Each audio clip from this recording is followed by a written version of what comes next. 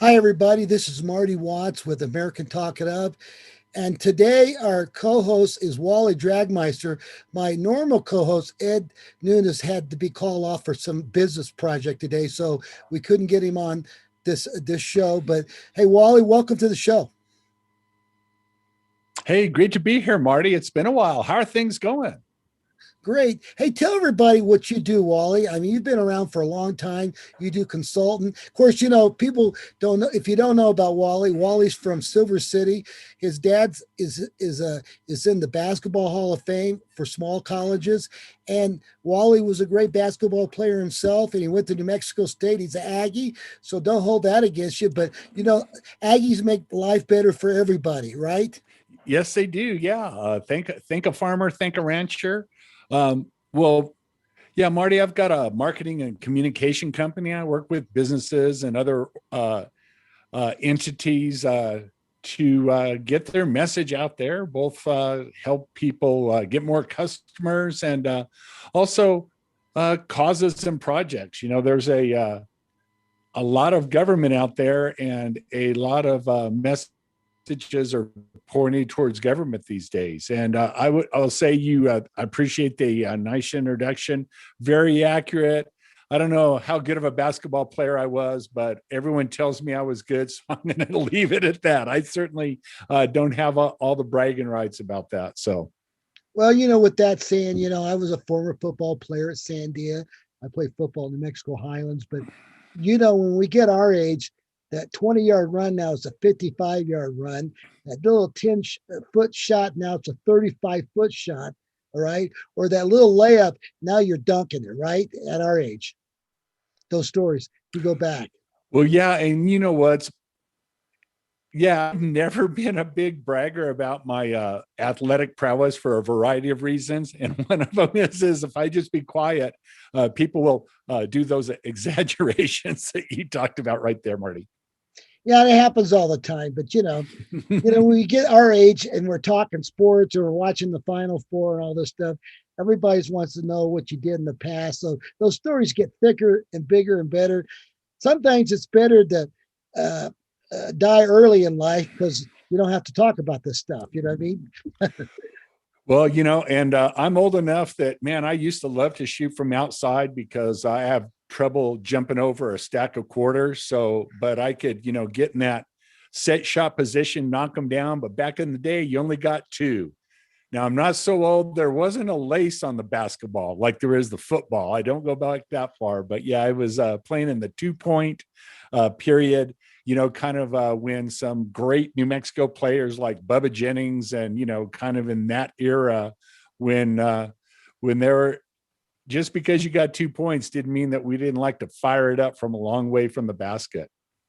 So hey, let's talk about. We're going to talk a little bit about sports, but let's talk about the current events that's going on in New Mexico and around the country.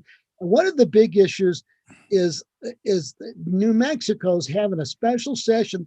It started today on maybe getting legalizing marijuana, cannabis. Yeah, it's interesting. That's one of those. New Mexico has a huge medical marijuana group. There's over 100,000 people that have access to that. And there's plenty of people that have known their supplier for decades now, getting it, I think, in the illegal or black market.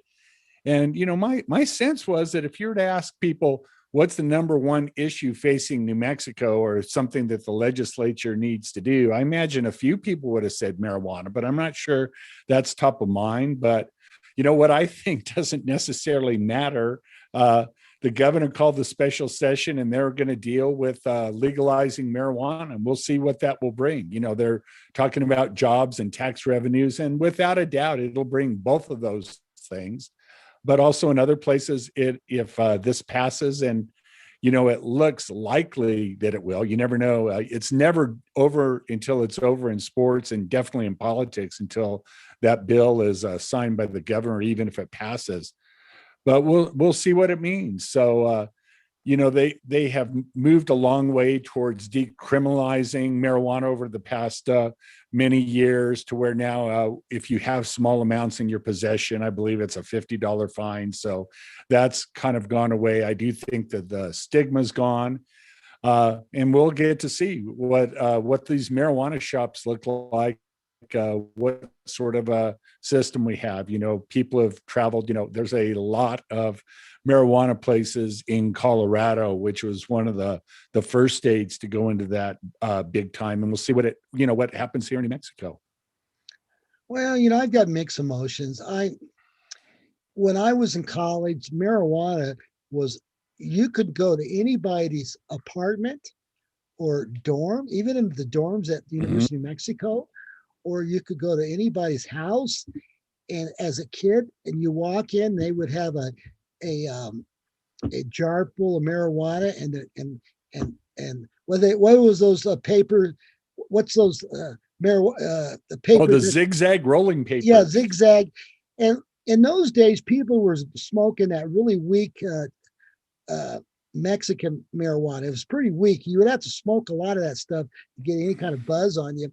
And then, at the time, I was an athlete. I wasn't into smoking. I would go to rugby parties or parties and people were smoking. And I never really did. I never, I didn't go out and tell people don't do it or whatever. But I never got into the smoking that much, very few times. And then about 10 years ago, I hadn't smoked for probably 30 some years. I went to somebody's party, and one of my buddies that I went to Sandia with, and I don't want to name the guy, he said, "Hey, why don't you try this?" And I tried this thing, and it just knocked me out. The stuff was like 20 times stronger. And then I started thinking about, if we're going to legalize this stuff, there's going to be some damage, people. And believe me, I took a hit of this stuff, and I went in my car and I drove about 3 blocks, and there was a Wiener Switzer. I went over and I had to sit there for about an hour just to let things die down. Then I finally got home. And then I finally started thinking, if we legalize marijuana, this is going to do this to a lot of people. And I just wonder, and when Gary Johnson is one of my best friends, I went to high school with him. And Gary, all he wanted to do was, he didn't want to criminalize you for if you want to smoke it at home or stay. But I don't think anybody thought about these people driving their cars and stuff. And this stuff now is pretty powerful, Wally. Yeah, It is. that is a fantastic point. It's definitely more powerful. And believe me, I speak from a relatively thin amount of experience with the marijuana. I'm not a fan. It's nothing that I do. And I'm kind of like you. I never, had that big of a problem. But, even back when I was in high school in the 70s, people who would do it, there'd be a pretty good percentage of them that would have almost paranoia. They'd smoke it a little bit, and they're like, one of the stories of my youth is we picked up a guy at a party that we knew, and he'd smoked some, and then he sees a Volkswagen Bug. He goes, "That's the police." We're like, "No, it's not the Volkswagen Bug police car." The other thing that I've seen is I've got a daughter in Denver. And I was, when I was there, they're talking about, with the edibles, people will, candies and gummies and other things like that. They'll eat several of those and they're like, "Oh, this isn't doing anything." And they'll eat a lot more. And there's a lot of emergency rooms because, it's different when you have the edibles. Sometimes that, from what I understand, it takes longer. That emergency rooms for people who are just literally freaking out are pretty common. So hopefully there'll be some warnings if this marijuana law passes here in New Mexico. So maybe we can, Marty, I've always felt like it's good to learn from the mistakes of others, and maybe we can learn from the mistakes of what's happened in places like Colorado. If we put in this legalized, and I don't know, recreational or whatever it's called. I'm not sure that's the right word. I'm not sure a drug is recreation, but legalizing marijuana for social use, shall we call it? I just wonder what the health cost is going to be. People who are not going to be, it's going to create some problems. I wouldn't say you're told you don't get addicted, but I'm telling you right now, I guys I played sports with and guys I hung out, the guys that used to smoke a lot, every one of those guys, except for very few, have had a rough life. Matter of fact, some of them's gone into rehab. A bunch of them, I've had guys who just lost interest in looking for jobs, and they smoked every day. And I just wonder if it's that healthy. Now, as again, I don't know for what revenue you bring in, does it offset the medical and mental conditions people have? I think we don't know. We don't have enough information on that. And my understanding, it's affecting Colorado right now.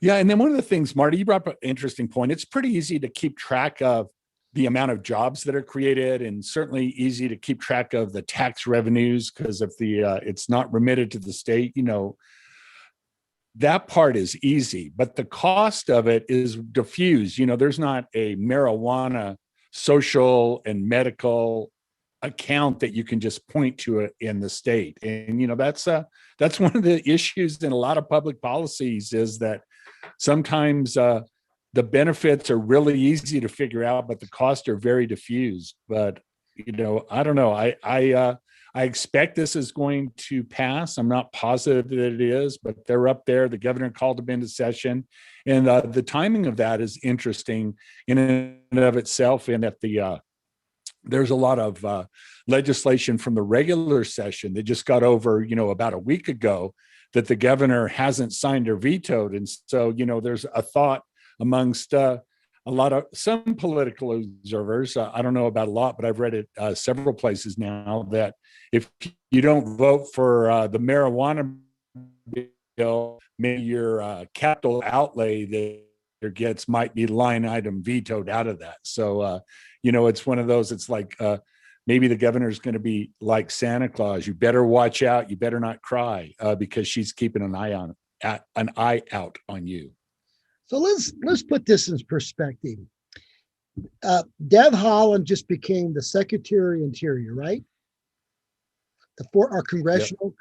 Yep. Okay, now about 3 weeks ago, or 2 weeks, 3 weeks, they had her in front of the Senate committee, asking her questions. Okay, now she went on record.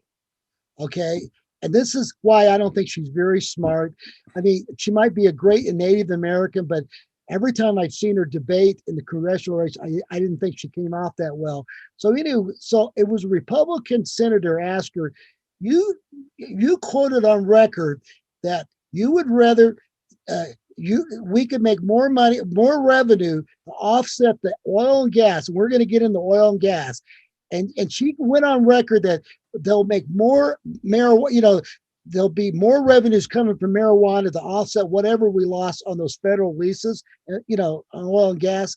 Now, then all of a sudden it was just a dumb answer. And then that night on Tucker Carlson, he said, I figured it out. Every New Mexican would have to buy 10 lids per person to be able to make that up, whatever the revenue. And it was just a terrible answer. And now she's in charge of the Interior Secretary. And now here's my thoughts. There's no way the revenue is going to come in and offset whatever we lose in oil and gas. Am I right, Wally? Oh, no, you are right on that by an order of magnitude, 100 or 1,000 times. So yeah, those are just different levels. So yeah, there's no way. And so, Marty, they talk about diversifying the economy, and there's a couple of ways to diversify it. One is to keep the businesses you have and get more businesses of a different type. And, that's the one way. The other way is to diversify the economy. They say, well, we would like oil and gas not to be so important. It's like, well, get rid of oil and gas.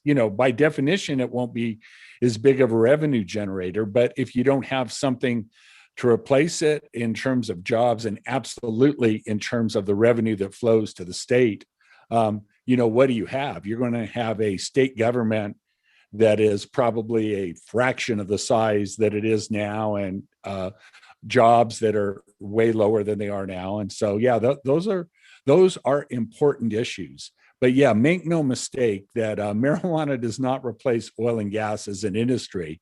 But she actually said that. Lord help us if it would. Like you say, think how much, what would we do? not only let's make marijuana legal, let's make it required. Marty, you buy your 2 lids a month, or we're going to not be able to fund our kids' education. I don't think that's the answer. So I don't get this. This woman wins the congressional race. She becomes a congresswoman. She makes that statement, and now she's in charge, and she's not going to do much. She has not put, I guess she did make a stand behind oil and gas. It looks like she's all for the moratorium on federal leases. It doesn't look like she's making a move. I don't understand that she's hurting her own people in New Mexico. And guess what? That permanent fund that we have is going to be drained really quick, because here's the thing is, why would you support these people who, how much money is a third of the income of the state from oil and gas that's being heard on these federal? Is it 1/3? Is it 45% of the revenue? Wally, what's the? Yeah, there's different numbers. There's different ways to account for it, but a conservative estimate year in and year out is about 1/3 of the state's revenue come from oil and gas, and they come from a couple different places. One, there's state trust lands that when New Mexico became a state, the state was allocated parcels from the federal government. And they get to lease those state trust lands, and they get all of the royalty on that flows through the land grant permanent fund. Then there's a severance tax that, there's a tax on all oil and gas, regardless of the type, even on private land. And then we have a lot of federal lands, Bureau of Land Management predominantly.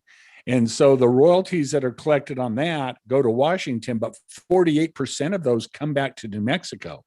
So we get a lot. And that's one of the reasons that the moratorium on permitting in the oil and gas industry is so worrisome, is because of that.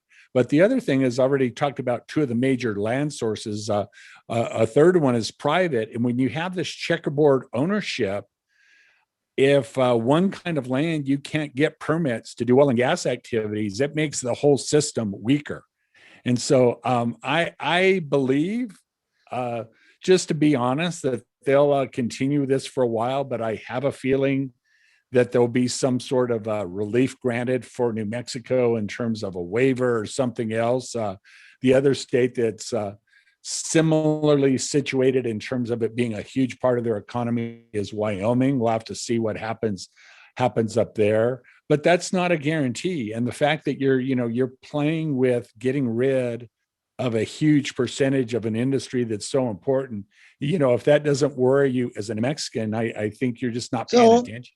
So we have a special session on marijuana, and we have oil and gas that could just kill the state. We have a woman who was our congresswoman that we voted in by big margin, and now she's going to kill our state. It looks like she's not going to go for the oil and gas industry. And I will tell you right now how she could ever, if she drove her car to Chaves County, to Eddy County, to any of those counties, you think she would be welcome? I don't think she would. No, well, I don't know. The only person who welcome her, maybe the Native Americans or something. But you know what? She's hurting the Native Americans. That revenue goes for education, whatever. And what kills me about it is they're talking about fracking. Tell us how safe fracking is in New Mexico. Give the people the true story about what we're talking about. Wally. Yeah, in fracking over the last decade has gotten to be the boogeyman that they say, oh, this is horrible and it does all of these things that just aren't true. So fracking, which is the kind of rough and crass term for hydraulic fracturing, is where after they drill an oil well, they pump high pressure water that has suffocants, basically detergent like things, and sand, and they break open the formations, these small, it's not these large cracks. Keep in mind that it's sand. Now, why that's so important is look at the recent development in the Permian Basin, down in Lee and Eddy County. They're drilling into very dense sandstones and shale formations that without hydraulic fracturing, you drill a hole down in, nothing comes out. You hydraulically fracture, fracking, thousands of barrels per well, come out of these things. And so it's made the Permian Basin, America's sweet spot for oil, made us, basically brought energy independence to the United States. And so fracking is done that. Now, people say, well, I'm not against oil and gas, I'm just against fracking. Well, in modern development, where we're drilling wells today in America, no fracking means no more wells, because it's the odd well out. But when I was with the Oil and Gas Association, I asked the question dozens of times of different producers, small on up to the big majors, is when is the last time you drilled a well that you did not use fracking, hydraulic fracturing? And the answer was always the same. It's like, I can't think of a well since I've been here that we've ever not done it. And like I say, there were wells in the past where you could get decent production without hydraulic fracturing, but where we're drilling today, the places where the oil is, it requires it, and it's safe. There's multiple. Groundwater is just that. It's water that's in the ground, but it's relatively near the surface. From a few feet to 1,000, 2,000 feet is very deep for groundwater, and that's the water that is pumped out into wells that we drink. But through the groundwater area, there's multiple layers of steel casing and cement, sometimes as many as 4 or 5 layers, but always at least a couple of layers. And so that protects any hydraulic fracturing fluids that go down and come back up, and then all of the oil that comes up from polluting groundwater. And so it's highly effective. And so you feel, I feel these liberal extremists, I don't want to say Democrats, because I guess there's some conservative Democrats, that's a dinosaur, but I don't know of one oil production company is contaminated water, contaminated water. And the thing that upsets me is they don't look at the facts, and the facts says it doesn't do that. Now, the only thing is the big story in the papers is methane gas. What's your theory on that? Well, yeah, methane. And so, methane is natural gas. So, it's the lightest form, and if you have a gas stove or a gas heater, water heater, that's methane is the predominant source. That's what you're burning. And there's two places you get it. You get it from drilling gas wells, the type that used to be drilled in the San Juan Basin up around Farmington until the price got so low. And then the other place you get methane is this thing called associated gas, which is predominantly in the Permian Basin. When you drill an oil well, it's natural gas that's associated with an oil well. And so because the price of natural gas is so low, and the price of oil has been relatively strong. And again, there's been dips, including this last year with the COVID, but the oil price relative to the natural gas price, it's still a lot more economical to drill oil wells. And that's what you're seeing in New Mexico and across the United States, Texas, Oklahoma, North Dakota, the places oil well is drilled. And so you get this associated gas. And so then there's this methane rule that's how much of that gas you need to capture. And the industry's always had a goal of capturing 100%, for the simple reason is it's a product that's sold. There is methane is sold. That is one of the products. So even if you have an oil well, you capture that methane, that natural gas, and you sell it. But there are certain things that they've done where they have flared natural gas. So when you hydraulically fracture a well, you usually have to flare the gas because some of the hydraulic fracturing fluid leftovers, you need to kind of get those burned off. And then there are leaks that happen. And so there's new rules now that they're supposed to be able, within a number of years, to capture 98% of the methane, which is lower than what they're capturing today. And so we'll see what that means. So what does that do affect for global warming? Does it have a big impact on global warming?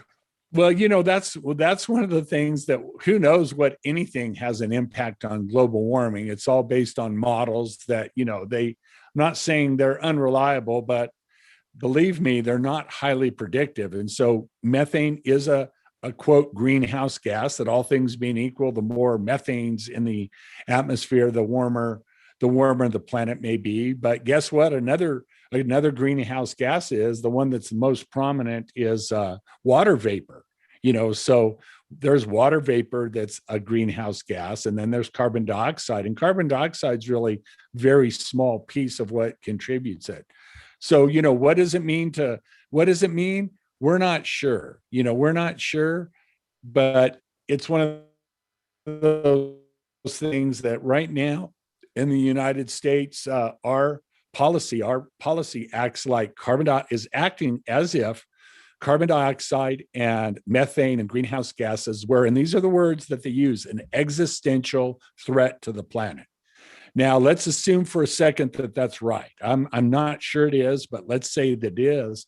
Well, while we're doing all of these cutbacks, China adds, dozens, if not more, coal-fired power plants each year, and their economy is growing, and it's with fossil fuels, and it's not really any other way. So anything that's done here in New Mexico, in particular, is dwarfed by what's going on in the trend that's going on in China and India. So, it's one of those things, what's going on too. So what about dirty coal? Well, they're dirty coal. There is no such thing. Most coal plants are being shut down in America. I happen to know of a project for the San Juan Basin where they're looking at adding carbon capture to capture 90% or more of the carbon dioxide, which would make that less carbon dioxide for a given amount of electricity, even the natural gas, which a lot of people are moving to. And that plant, the reason that project's even being contemplated is it's not dirty coal, because they have scrubbers that pull out the mercury, the nitrogen oxide, so-called and sulfur dioxides, NOx, and mercury, these other pollutants. And then the folks up in Farmington are exploring how to add carbon dioxide capture to make that. So one of the thoughts is, from a worldwide basis, is that, man, we ought to really be doing that in the U.S. because how much CO2 we emit, if you think that's important, if we can show a way that a coal plant can emit a lot less carbon dioxide, that could spread to places like India and China that, left to their own devices, are just going to go about their merry way. So any decreases we have in carbon dioxide be more than made up for by the energy sources that they're using in China and India primarily, and the rest of Asia compared to the US. So somebody in Washington, D.C., who lives in what they call it, the Beltway. Yes, in the Beltway. They're full-time liberal, whatever they are, civil servants. They've never been to New Mexico, just like our vice president doesn't want to go to the border. She'll probably be forced to go to the border. But all this affects a state like New Mexico, because if we don't have any revenue to pay for education, the influx of the immigrants coming into our state, now a lot of them will go to bigger city, but they are affecting our state, affects our education, our classrooms. And of course, we've got the union that's in the Democrat Party's pocketbook. They won't even reopen the school. Finally, they're doing something. But can you imagine if we don't have, we're going to have to educate these kids. A lot of these kids are way behind the normal kids in English, and what I'm afraid of, the cost just goes up and up. And where's the revenues coming? They're going to have to tax more of us, or they raid the permanent fund, but eventually they're going to bankrupt this state. And as long as these people are in charge, and they don't understand what's the word for it? They're killing the goose that feeds them, right? Yeah. The bird. The goose that laid the golden egg? They're killing. Yeah, we're them. making omelets. So and so all this is an effect. And so this border crisis. What I don't understand I've known a couple of contractors here in Albuquerque. They were building, they had like 20 miles left to finish the border wall down in New Mexico, and they cut it off. And these guys had to quit the minute the Biden administration get in, they stopped it. And now people are just pouring through those gaps. Yeah. So, our immigration policy as a country has not been the strongest for decades now. And right now, I guess our immigration policy is that anything goes. And I just want to say that, I am definitely positive on immigration, but I think there ought to be rules for it. It's one of those things, you just don't open the borders to anybody who comes here. There's ways to do it. And, Marty, to be real honest, I would have been fine, and I would be fine with way higher quotas of legal immigration than we've had in this country for the past, many, many decades. But instead of that, we do this kind of unofficial system where you put people into the shadows, and then, things are not the greatest in Central and South America and Mexico. If you will put your own child into the system unescorted, into the country because you feel that's a better opportunity for them than staying with their parents and in their country of origin. So it's a disaster. It's a mess. But with that saying, we got to break for a commercial. It is a friggin' disaster, and it's getting worse. And it's gonna hurt our economy, especially if we're giving free benefits. Yeah, I'm for immigration, legal immigration, proper, and I don't mind having larger groups coming in, as long as they do it legally. But I'm against it. Let's break for commercial, Jimmy, and I want to thank our sponsors, especially Everguard Roofing and Solar. Talking about a roofing company that understands the economy and the environment. It's Everguard Roofing Solar. Please call those guys. And then we've got a product that Jimmy and I are promoting called Thrive Redux, and that's an environmental product that you plug in that kills all the viruses. And I mean, it kills 99.9% of them. Actually, the product is called Active Pure. As a matter of fact, we just put 5 of them in, Wally, and believe me, we did the demos, Wally, and I know your wife is involved with the Restaurant Association, but this thing really does the job. And it's unlike the stuff that you and I talked about, the spray system and everything. This thing you just plug into a 110 outlet, 3,000 square feet, and I mean, it just kills everything. It's unbelievable, Wally. I mean, and you and I have been looking at products, and we've been looking at, everybody says this and that, but I didn't realize the baseball teams are buying this product for spring training. And of course, we've got Nassau using it and the Pentagon, so it must be pretty effective, Jimmy, this Active Pure. So we finally got 5 units in, Wally. Oh, that's fantastic. And it's interesting. COVID has definitely brought some innovation in terms of the technologies and products and services to kind of combat it. In addition to the vaccines and the maybe the newest technology, the one that was least a fan of because I just don't think it was very effective, was the lockdowns. It's like you kind of look around the country and see where things were locked down, and then see who did well and who didn't do well. That didn't seem like a very good way. And, as you look at the data a little bit, it looks like a lot of people were getting COVID-19 from their families at family gatherings and private parties, not out there in businesses, in small businesses and restaurants and the like accounted for a very small amount of it. So yeah, it's good to see that these things are there because, I'm holding my breath that this thing will really dissipate, but it's come back before, and it's great to see products like this on the market. Well, you and I've seen all these products, and for example, we know the Frontier Restaurant has all those portraits of John Wayne, so they couldn't use a spray system. But this system now, we're going to be we put in some restaurants. This stuff really works. It doesn't make any noise, Wally. You just plug it in, and actually it just kills everything within what, 15 minutes, and it covers 3,000 square feet. and we've got enough science out there to understand. And I do believe that this will help the restaurants or any public make people feel a lot safer. Now, with Hey, the Marty, yeah, go ahead. I don't want to put you on the spot, but I do have a question: is do these units also do they help bring pollen out of the air? Because man, I've got a headache right now. Yes. It is allergy season for me. So Oh, it does. As a matter of fact, we'll get Jimmy. We need to get a demo over to Wally's house. Can we do that, Jimmy? I think we can. I'll get you a unit really quick.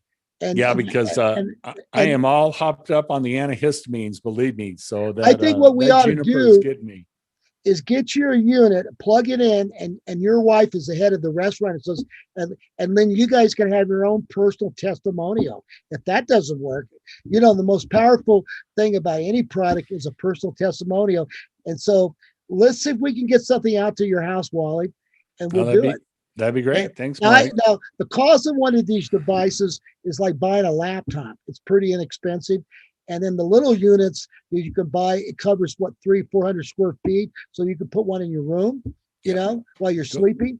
Yeah. And I'm telling you right now, Wally, I've been researching this stuff for a long time.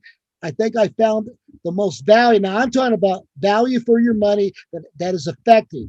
Now there's systems out there. If you want to spray, if you want to have a backpack spray, you can spray every day, right? Yeah. But that's expensive. That's chemicals and stuff. This stuff is the best value I've ever seen. But I mean, obviously there might be something better, but I have not seen it. And Jimmy and I have done our research. As you know, we've been around this for quite a while. So we've got this product. Hey, Jimmy, what's the phone number people can call if they want to take a test on this? Can you post that up on the screen? I think he is. It's 505-207-8877. It's called Active Pure, and go and look at this thing. I mean, every time we demo this thing, people just go nuts. And then once you have one of these devices in, Wally, you can put a sticker up on your building saying your place is virus. And you have a virus device that kills the virus. Oh, that's very good. So anyway, so let's get back. Let's get back to our talk about oil and gas revenue.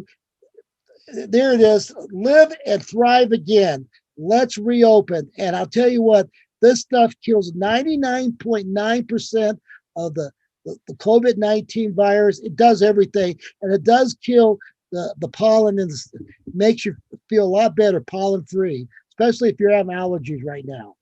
Very good. So, Wally, let's get back to the oil and gas, how that's affecting New Mexico, and instead of going after, we're like 48th in the nation in education.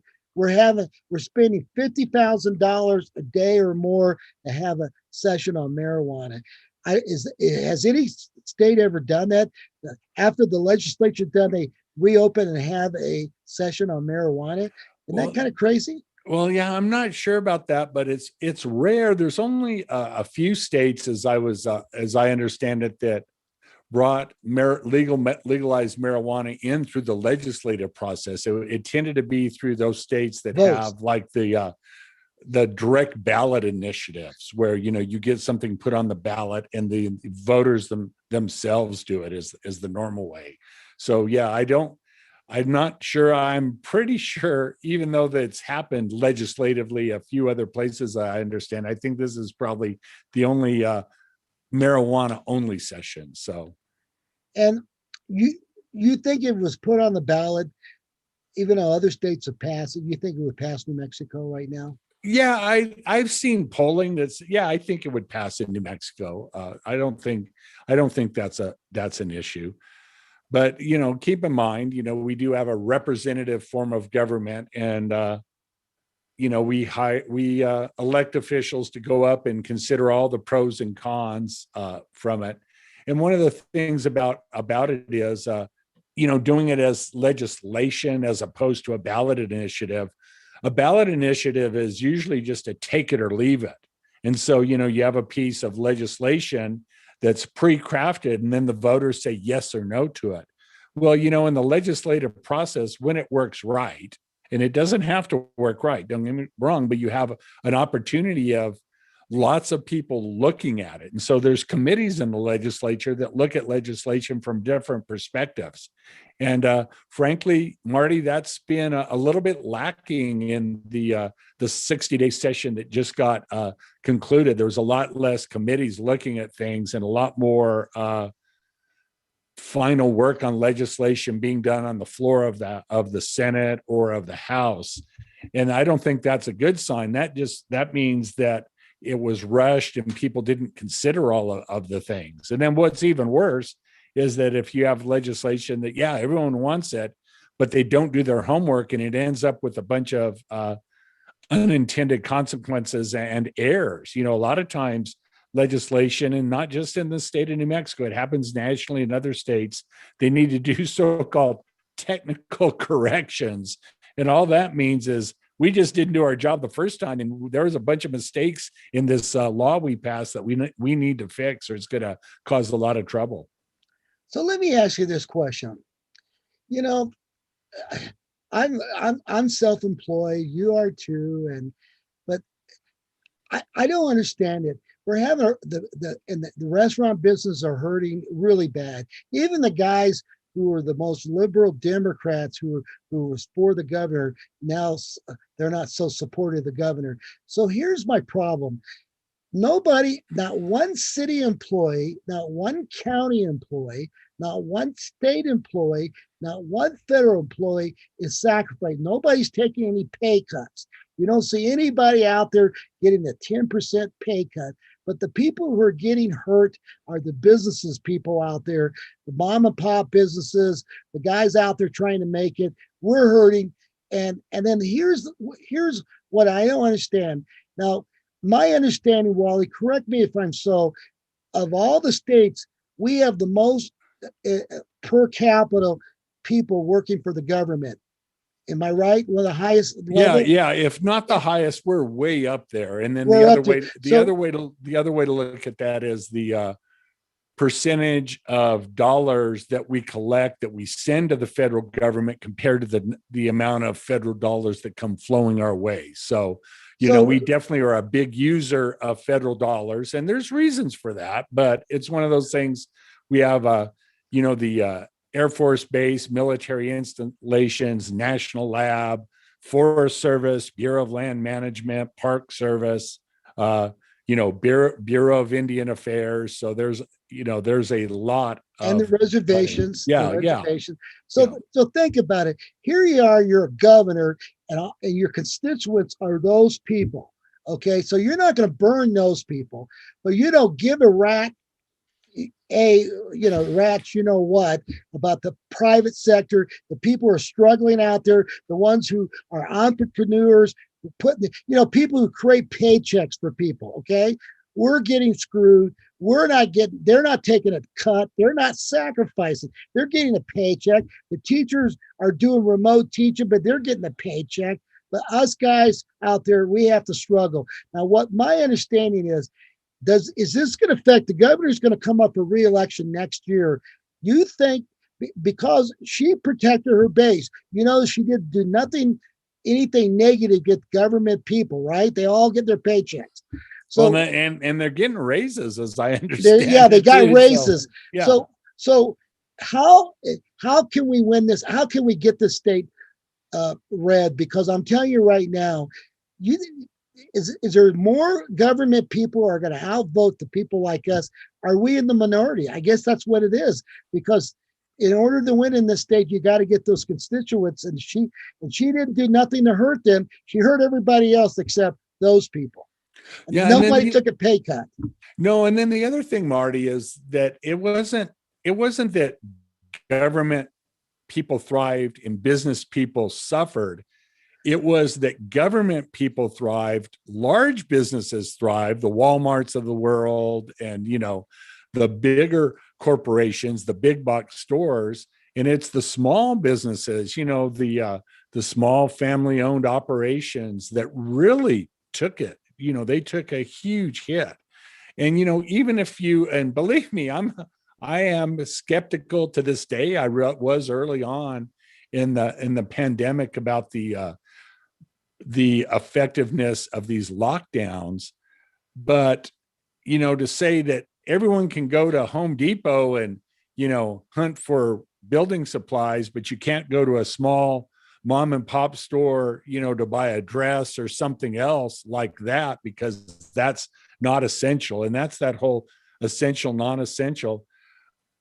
I don't want to be negative, but I hate to break it to you. It's like the the essential, when it mean an essential was by definition government and big bucks and big employers.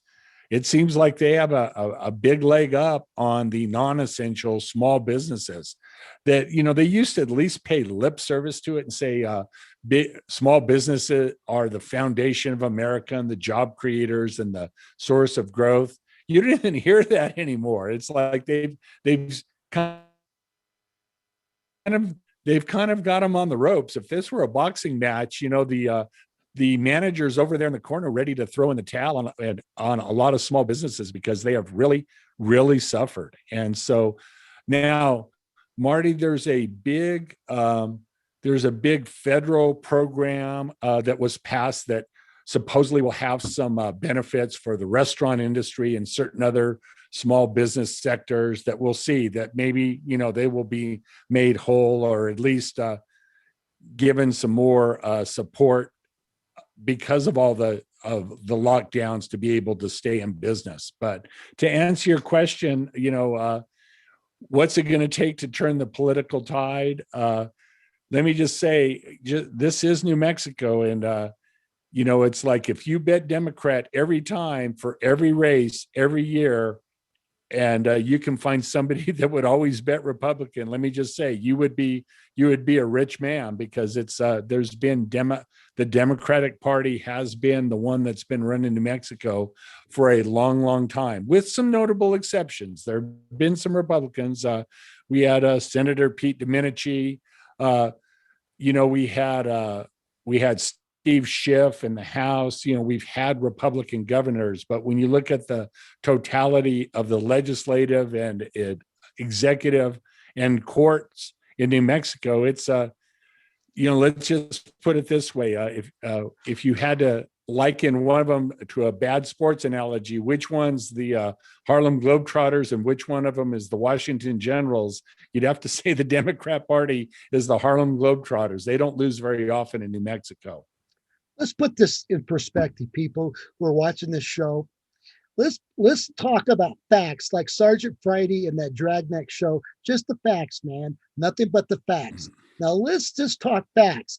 Political left or right, middle. Here are the facts. The Democrat Party has run the state, both houses, since 1930. We did have a couple years where we had a coalition version of the House, but they have controlled the state Senate and state House. We've had 5 Republican governors. They've never had control of the House. They had to veto a lot of bills, but we didn't control. We did have Pete Domenici, who did a lot of great things. We had some great congressmen, Schiff and Lujan, but that's it. The Democrats have run this thing. Now look at what they've done. And these are just the facts. And I will debate anybody out there. I came here in 1960 from Oklahoma, and my father and mother were entrepreneurs. We started our own business, and we've been around. And I love New Mexico, and I love everybody. But let's look at the facts. What are we right now? 48 in education. We're 47th. We're down at the bottom almost every tier. Crime is going up. And guess who runs the biggest city is the Democrats. They run this city, okay? We've had some conservatives, but let's put it in perspective, Wally. They have done a terrible job running this state. And if we didn't have oil and gas revenue to prop up them, they prop that money from the permanent fund and taxes, where will we be? And now they want to cut that thing. And once we don't, if we start have no state revenue, their golden goose is gone. So the facts are they have done a terrible job since 1930. Maybe we can go back to 1929. Am I right, Wally? I'm just calling the facts for what it is. Well, I think that is one way to look at it. And then, Marty, I got to leave in about 3 minutes. But in closing, I do want to say the other thing that's happened politically is, there was a time in New Mexico, and you alluded to it, there was there's been a couple of conservative coalitions in the state legislature that basically were quite conservative. And there was a lot of what they used to call in the national level, the blue dog Democrats. Right. Well, there aren't blue dog Democrats anymore. Back then there used to be, back in the day, Remember Otis Eccles and Bruce King? Yeah. They're pretty conservative. But there used to be liberal Republicans too, and now the party's even more so. I saw a thing the other day that said that was speculating that John F. Kennedy would be run out of the modern Democrat Party as being too much conservative. He's not even considered liberal anymore, and so that part of the politics has changed. And then, just to cut you off, Wally, real quick, my father was a Democrat. My mother was Republican, but I remember Bruce King, Otis Eccles, all those guys were conservative Democrat. We did have what we call blue dog conservative Democrats in New Mexico, but today none of those guys would be. They would be run out of the party. John F. Kennedy would be out of it. So it's a different group of people that's running the party, and I don't think it's good for New Mexico. Now I understand. If they want to have a debate, let's really have a debate, but they don't want to debate you. As a matter of fact, if you would have watched Deb Haaland debate the Republican Congress, even though she beat the Republican woman by 50,000 votes, if you watch that debate, you would think she should never be elected, but nobody did watch the debate. Obviously, you didn't get much PR, right? No, that's true. And let me just leave you on a high note, because I don't want our listeners to get too depressed. Too depressed.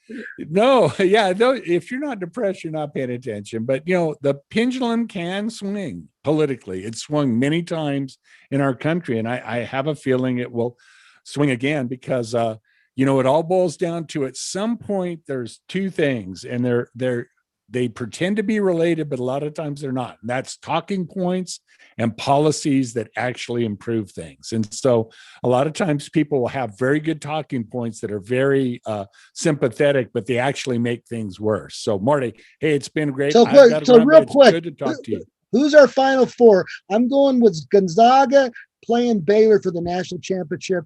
I'm looking for Baylor to upset Gonzaga. Yeah, and I'm going to pick Gonzaga to win it all. They have been there they've been a fixture at that tournament, and I think this year is the year. So thanks, Wally. And folks, I'm open for debate. Anybody wants to come on this American Talk It Up, we'll debate you. But thank you, Wally, for breaking out the issues for us, and I appreciate it. And people, thank you very much for coming on and watching American Talk It Up. And God bless you. And the best thing that Wally and I can give you is the gift of laughter and love. Wally, it doesn't cost you a dime. All right. Sounds good. Thanks a lot, Marty. I sure appreciate it.